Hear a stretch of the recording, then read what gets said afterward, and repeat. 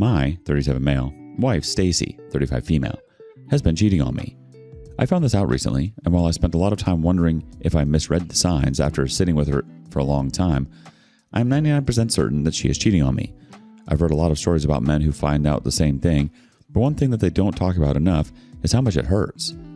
We've been married for 9 years, so that definitely plays a big part in my pain. You think you know someone. You think you'll make it to the finish line. No. For as long as you can't actually control what another person does, you'll never be certain about anything in marriage, boys. That's all I can say. I don't know how long her affair has been going on, but it is clear there is something big she's been hiding. I'm sure that it is another man. This is a woman who used to be as close to me as any wife could be. I'm biased, of course, but I really think she used to be the best wife that anyone could ask for. All of a sudden, Stacy started to act distant. I tried to figure out what was up with her. Of course, I asked every single line of questioning that exists, and I even suggested that we could go to therapy if there was something that she wasn't happy about. But I was told that everything was just dandy. We had a habit of watching TV together after dinner. Anything, really.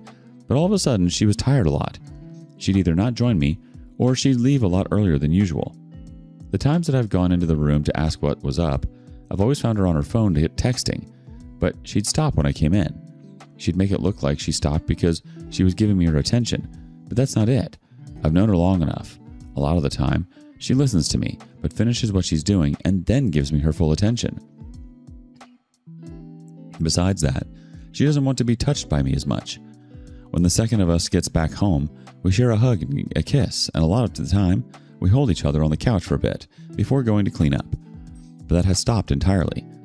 The time I tried to embrace her after she returned from work, she seemed like she was trying to pry free of me. She hit the shower immediately after. If I were in a playful mood, I might have taken it as me being stinky enough to prompt her to cleanse herself immediately. But no, she was clearly in a strange mood, and when I tried the next day again and got a similarly cold response, I knew something was up. I stopped bothering with the hugs after work, and she didn't seem to miss them.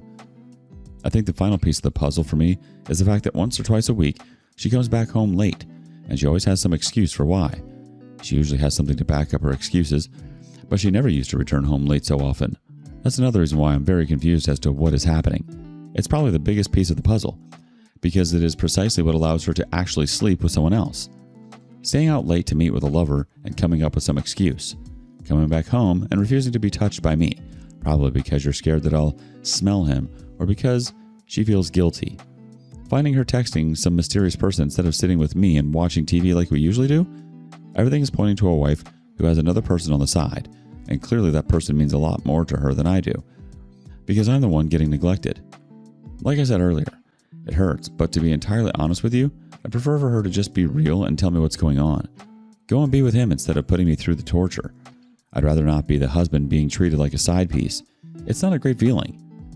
Even though she's always been honest with me through the time we've been married, and even when we were dating, I don't want to just control her, because if she chooses to lie, it just means that I'm never going to find out the truth. The moment she chooses to lie to me, there's absolutely no way for me to figure out the truth. She'll clean up the evidence, she'll cut ties with him, and all I'll be left with is a lot of doubt. However, if she really wants to be with him, she might actually tell me the truth so that we can end things and she can go and be with her new love. I really don't know what is happening in her mind, but I'm sure that there's cheating. Writing this, I can say I'm 100% sure, not 99%.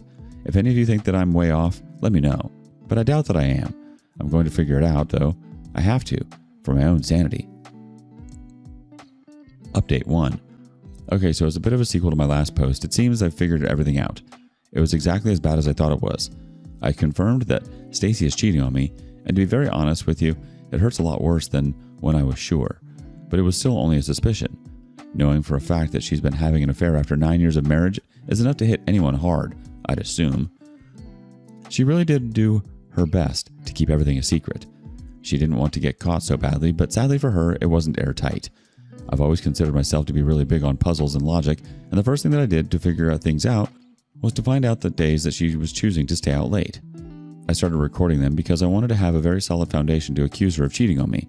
That was when I noticed that she comes home late on one day 1 week, then 2 days the next week, and then 1 day after that. It alternates like that. Always Tuesday and Thursdays too. Why, I don't know, but I know that has been the pattern. This might sound like I'm crazy, but I was checking her car's odometer too. A regular day at work when she's back early enough, she drives around 7 miles in total. The days when she comes back late, it usually is in excess of 10 miles. Whether she claims she stopped somewhere or she just had things to finish up at work. If she had things to finish up at work, she should still be driving 7 miles. But nope, there's an extra 3+ in there. You can tell me I'm being crazy, but I'm convinced every Tuesday or Thursday where she stays out late, without fail, she drives a lot more. That was how I figured out that she was going somewhere else, and that just solidified my knowledge that she was cheating. The only thing that was left for me to figure out exactly was where she was going to cheat on me. I did think of hiring a PI, but ultimately I decided I could figure it out myself and save quite a bit of money. How I figured it out was incredibly simple. I have an old Android phone that I don't use anymore, so I charged it up and turned on its GPS. If you know Google Maps, you know about the timeline feature. It was going to tell me everywhere the phone had been to. The only thing I had to do was sort out cellular data, which I did. I uninstalled all the apps and put it on silent, and when she got back from work on Monday, I hid the phone in the back seat of her car, where I knew she simply wouldn't find it. On Tuesday evening, when she returned, I managed to retrieve the phone, and I checked the timeline to see where she had been that day. Just as I expected, she went to work in the morning, and around the time she was supposed to be heading back home, she traveled to a nearby part of town and was there for about a full hour before she headed back home. I checked the area on the map, and it was clearly a residential neighborhood. Either she has a very secret friend that she doesn't want to tell me about, or she's cheating on me. Either way, she lies every time. That time, she told me that she went to see her friend who had recently given birth. A friend did recently give birth, but that's not where she lives. So, with everything now, it is very, very clear that Stacy is cheating on me.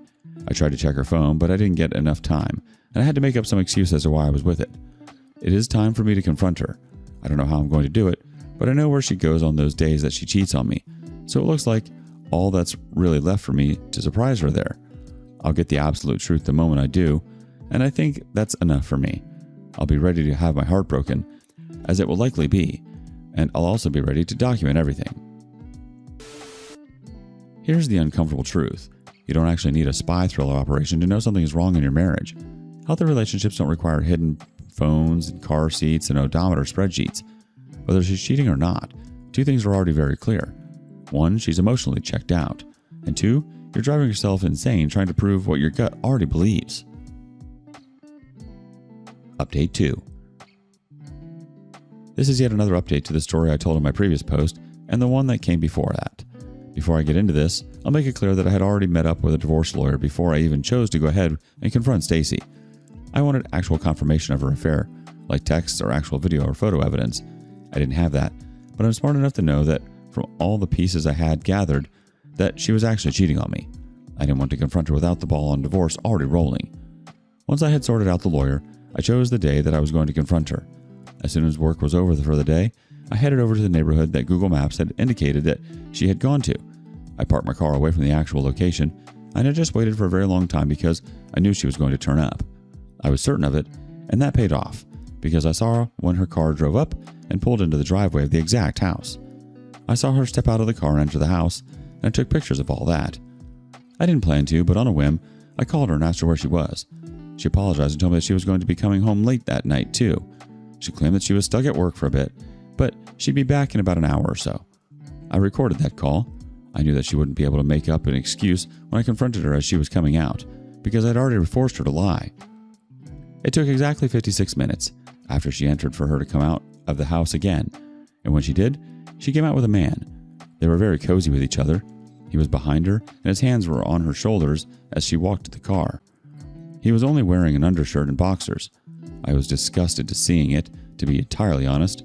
This was a woman who I truly thought I loved.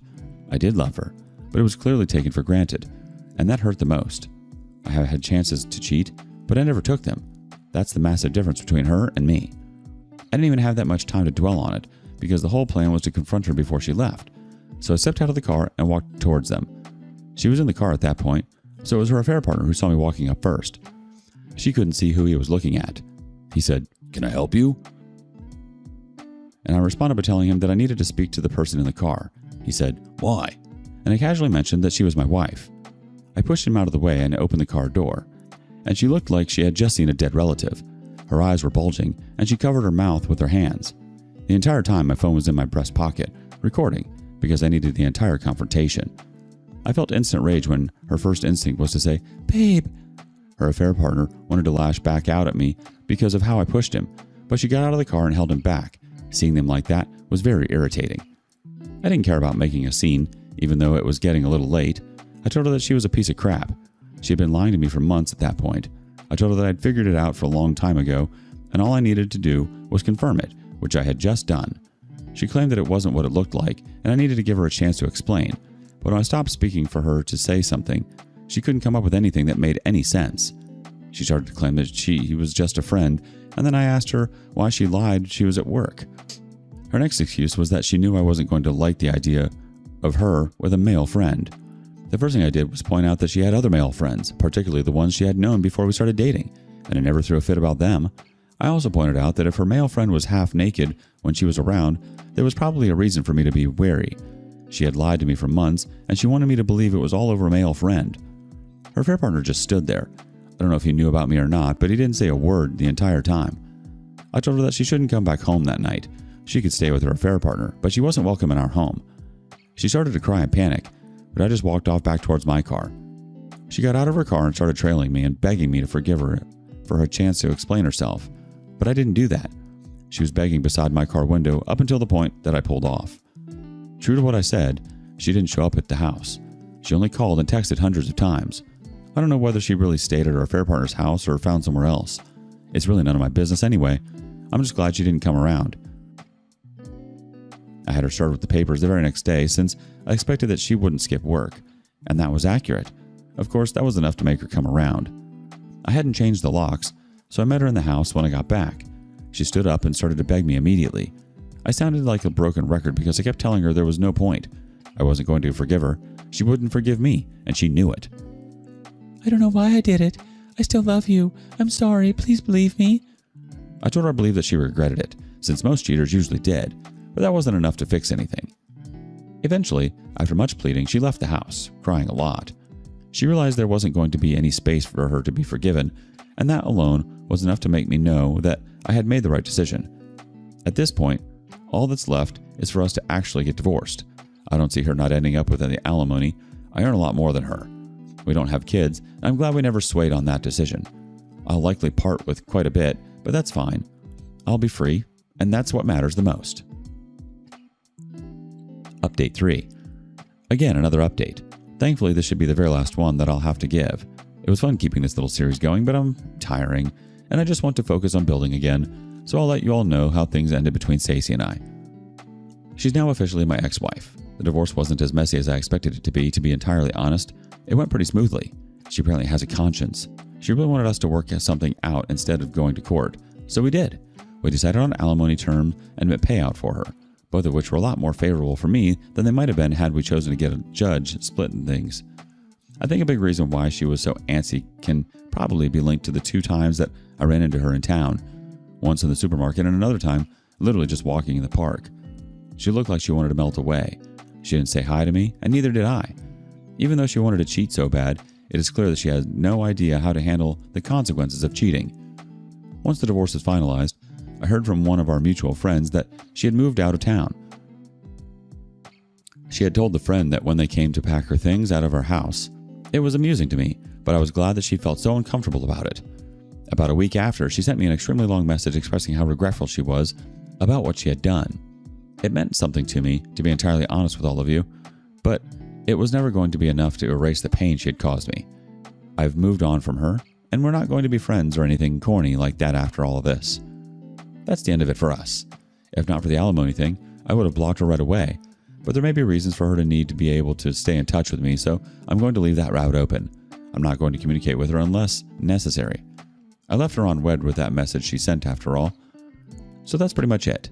Being cheated on is a hard thing to recover from, and there's a whole lot that happens after it, especially when you're not a wimp and you're ready to cut things off. It hurts. It's never not going to hurt, but it is worth freeing yourself. I've done that now, and all that's left is for me to get used to life by myself again. I'm sure that I'm going to be able to do that, so that's all that matters. That's the part cheaters never plan for. They imagine the excitement and secrecy. They don't imagine standing in a cereal aisle hoping the floor opens up and swallows them. Also, the fact that she tried a long regret message after the divorce is peak cheater behavior. Once the marriage is gone and the excitement of the affair fades, suddenly they rediscover their conscience. Funny how that works. But the biggest thing that you did right was this. You didn't play the maybe someday we can be friends game. Some relationships end badly. This one ended because someone detonated it. There's no reason to keep the emotional door open for nostalgia. How far have you gone to uncover the truth? Let us know in the comments below. And thank you for joining us today on Our Space. Be sure to like and subscribe and hit that notification bell so you don't miss out on our next video. Until next time.